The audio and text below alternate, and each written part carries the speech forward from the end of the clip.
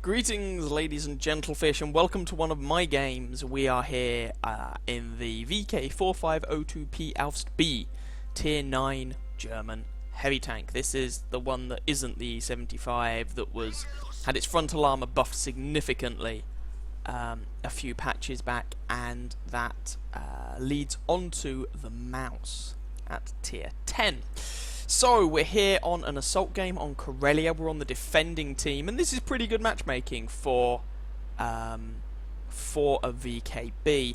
Top tier, and there's only 3 tier 9s per side, and there's only 1 artillery piece per side, and the VKB is allergic to artillery, more so than most tanks.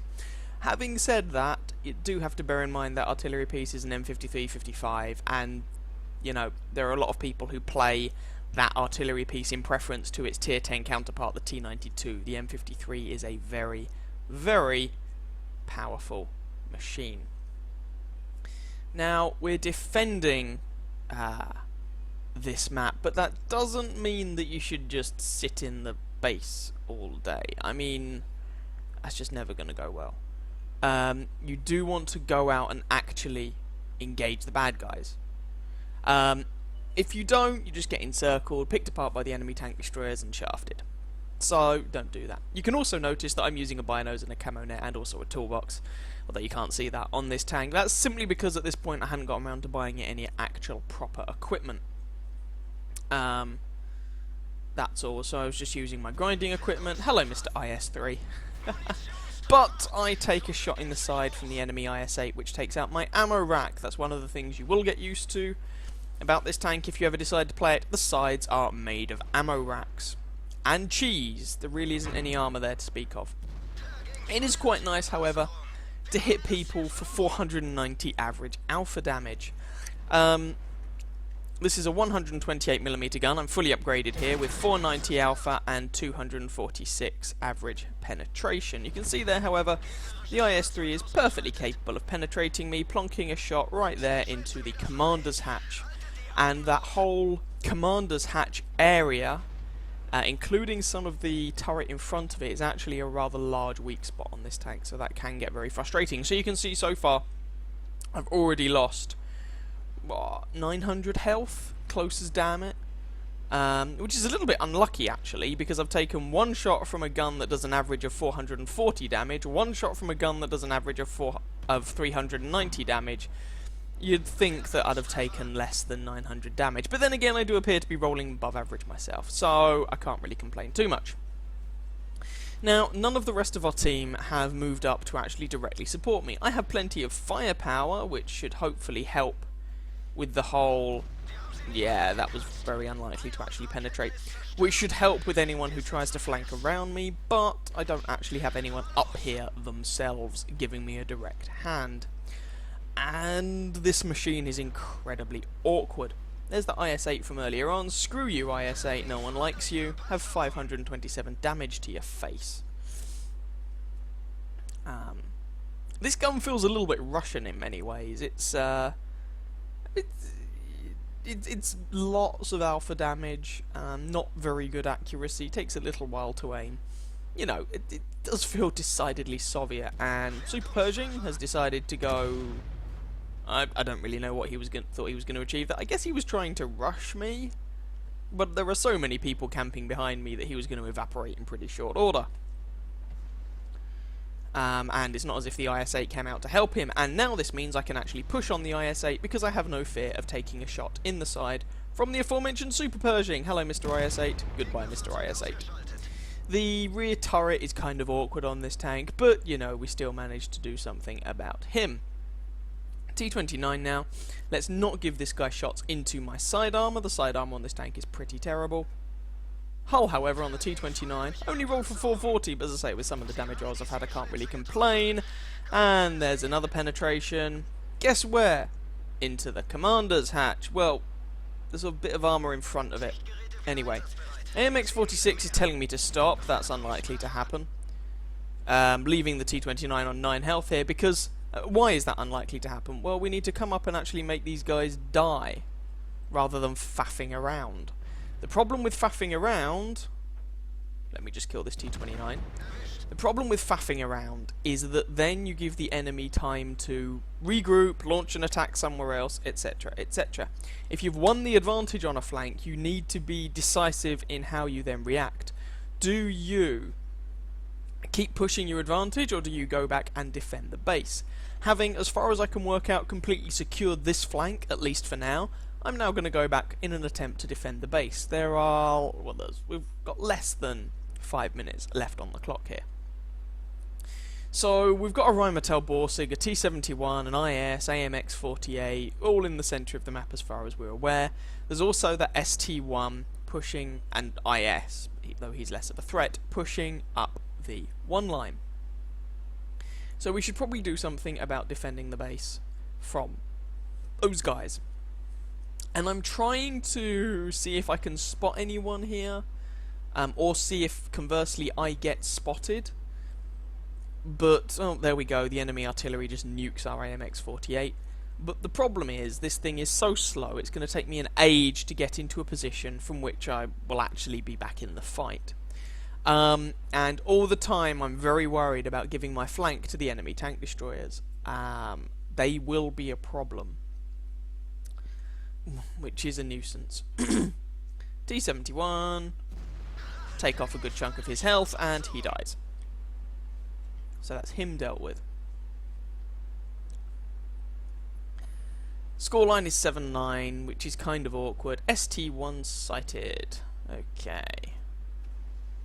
Can we put a flanking shot into him? The reason that I haven't moved up any further from this position so far is that I'm really worried about someone from the hill shooting me in the side. Now, you may look at the map and go, well, AMX AC-48, Rheinmetall Borsig. 3 of the enemy tank destroyers were last spotted in the... well, there's the AC-48. Were last spotted in the centre of the map, not up on that hill. Yeah, but... and there are only 4 enemy tank destroyers. Yes, but the side armour on this tank is really quite bad. And that last remaining tank destroyer is an Su-122-44. Now, that may only be a tier 7 tank destroyer, but his gun is perfectly capable of penetrating my side armour, and he has the DPM of a tier 10 medium tank. So giving him my side armour would be a terrible, terrible, terrible idea. Don't really have a penetrating shot on that ST-1, so I'm trying to get myself into a position from which I do. There we go.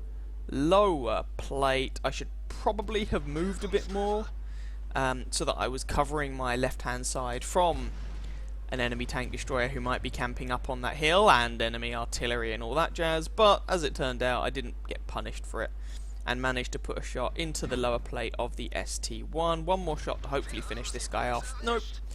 We just take out his track, or maybe even just damage his track. I'm not sure exactly what we did. No, we did take out the track. So, bounce a shot on the ST-1. I've lost some more health somewhere, can't remember where, but he manages to make it into cover before we're able to do a great deal of much about it.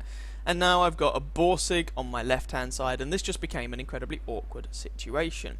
Can I nail the IS? No, because this gun is not very accurate. Why is this an incredibly awkward situation? Because this tank has terrible armour everywhere except the front, and as we've already discovered, even the front can be relatively easily penetrated by anyone who has 3 brain cells to rub together. At close range, I should say. At long range, the armor's pretty good on this tank, frontally.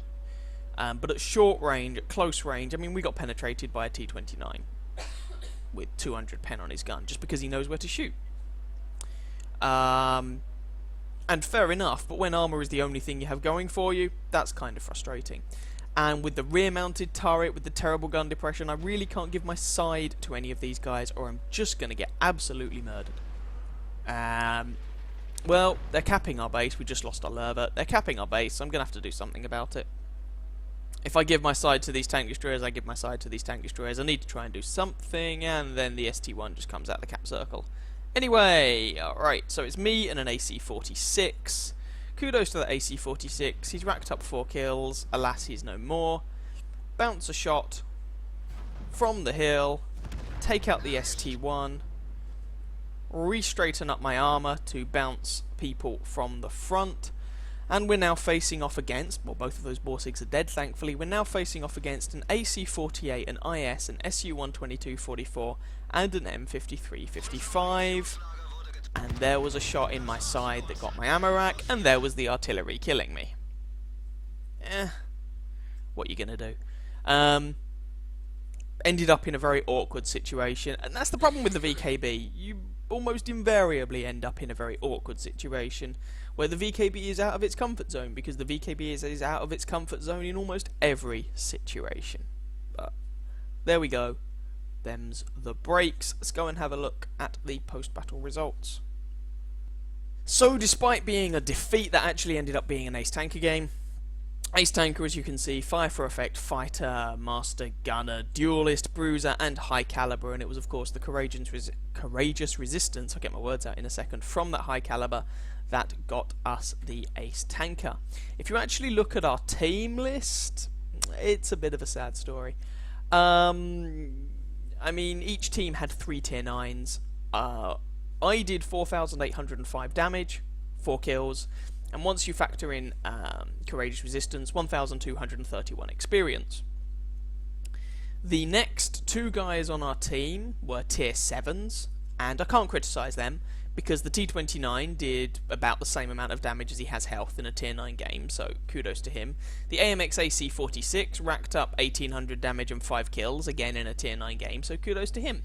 Jagdtiger 88, yeah, he could have done better, but T32, but you might be wondering, where are the other tier 9s? Well, of course, one of them was an artillery piece, our M5355, who did 1,400 damage, and the other one was our IS-8, who managed 900. Oh dear, yeah. If you look at the enemy team, conversely, their ST1 was the top of their team with a fairly healthy just over 3,500 damage.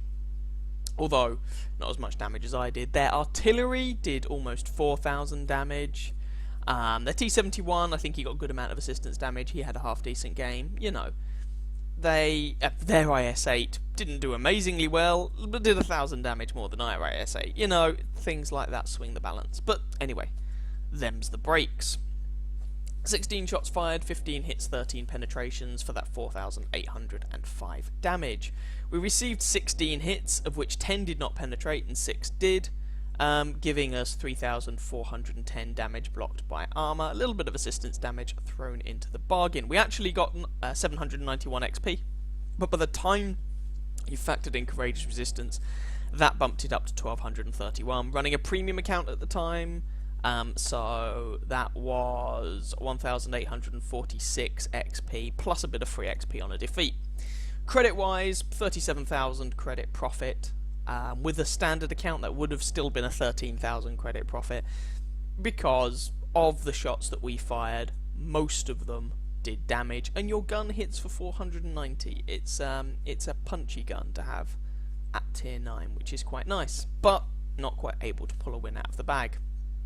Anyway, I hope you guys enjoyed that game, that little video. If you did, please feel free to catch some of my other videos and or subscribe to my channel, and I wish you very happy hunting on that battlefield. Ciao, ciao.